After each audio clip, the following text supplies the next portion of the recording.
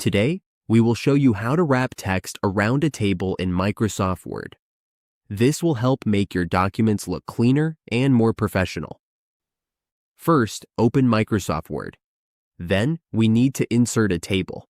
To do this, go to the Table option in the Insert tab. Then, click on the Table option.